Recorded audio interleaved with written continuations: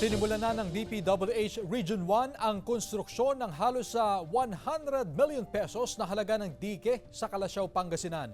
May ulat si Russell Simorio.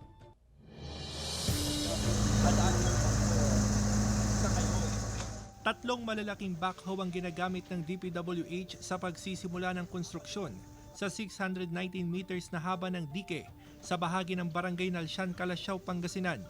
Pinondohan ng DPWH ng 96 million pesos ang proyekto na kabilang sa flood mitigation program.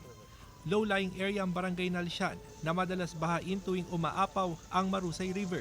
Maganda yan para sa proyekto niya para maiwasan yung yung baha. Kasi pag baha kasi dito malalim masyado. Maiiwasan na po yung pasok ng tubig baha galing sa ilog papuntang Barangay Nalsian. Mas mataas kaysa dun sa dating slope protection lang po yung nandun.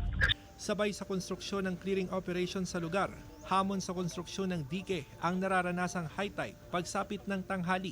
Medyo nagpro-progress naman ang trabaho namin. Ang problema lang namin pag nag-high tide, yun ang kaya hindi kami makabilis. Hindi kami makapagbarina dun sa form namin na plywood dahil sa tubig. Sa oras na matapos itong ginagawang dike, sunod naman na gagawin itong kalsada.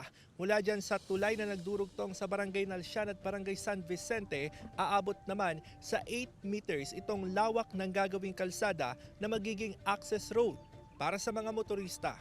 Ito ang magsisilbing alternatibong ruta patungong Dagupan City.